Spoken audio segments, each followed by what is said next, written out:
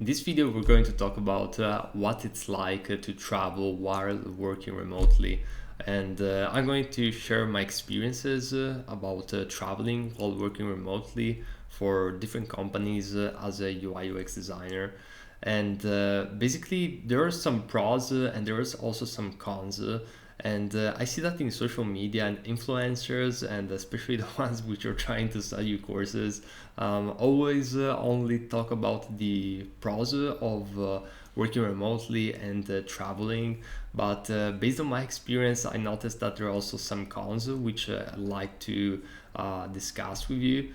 And basically, overall, the ability of traveling while working remotely, it's something which is amazing.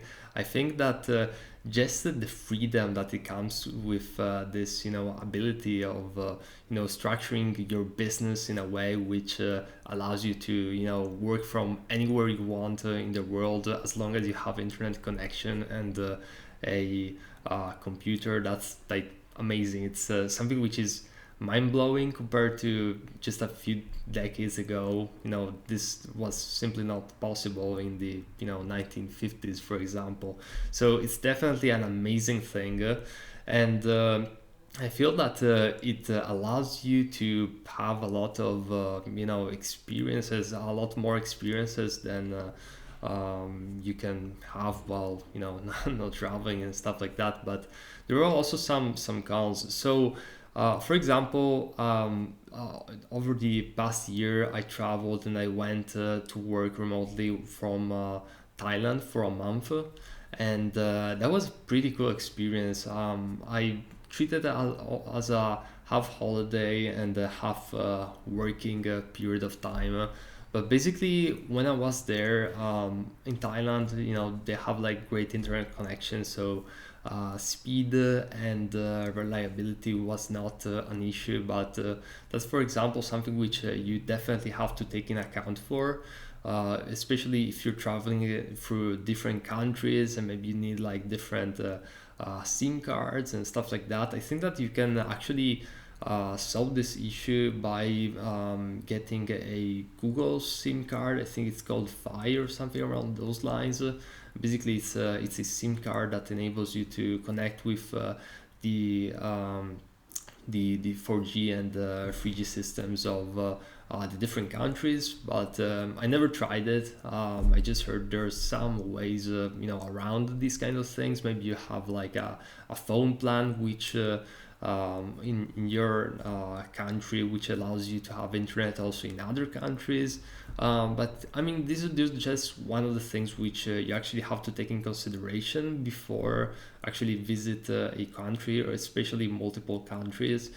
You want to have rock solid internet connection because if you're like me, my business literally lives on internet. So I use software like Figma, which requires me to have the access to the cloud quite often. So I also need to hop on calls, for example, and reply to emails and things of that nature. So this is definitely something which you want to consider.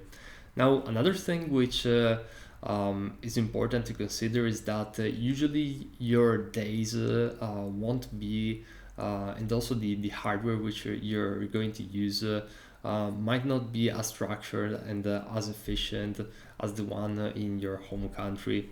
So, for example, in my case, over here I have a very nice office space. And I have two big screens. I have my main iMac, which is a 27-inch 5K display, and I also have a Samsung 27-inch display. And I also have a lot of different equipment, the podcast microphone, a really good desk, and I have any type of hardware and external things which I need. I all have them here. Plus, very reliable internet connection. Plan B and Plan C if my main source for some weird reason is not working. So everything is planned out, and I also have my daily routine. The things that I eat. And the times where when I eat and do exercise and all of that planned out.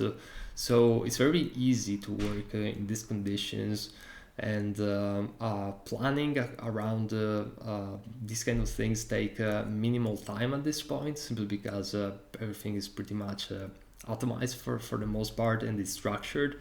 But when you're traveling, things are not like that, because there are all sorts of things which can come up, and you're going to have a different structure of the day, perhaps, especially if you're traveling constantly. And if you're like me, when you're traveling to a new place, you really want to make the most out of your time over there. So you probably want to look around the city, or have a walk around, the new areas which you're exploring. So that takes time, and also focus. So you're likely not going to be working as much, or maybe you're going to do divide the work in batches of work.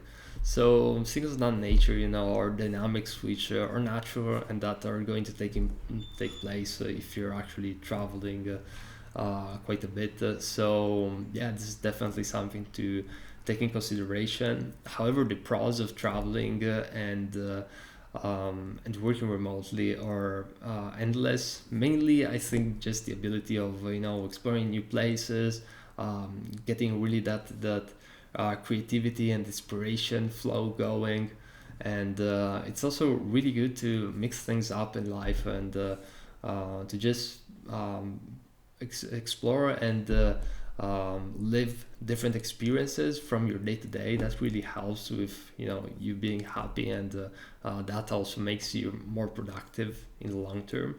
And yeah, I mean, there's just so much. I think that the pros outweigh the cons, but you have to really figure out what's your goals, and you really need to plan ahead accordingly. Also, if for example you're having a very stressful period of time when it comes to projects, maybe you have a lot of projects on the table, or just a few which are really important, and they require your full attention for the most part of the week.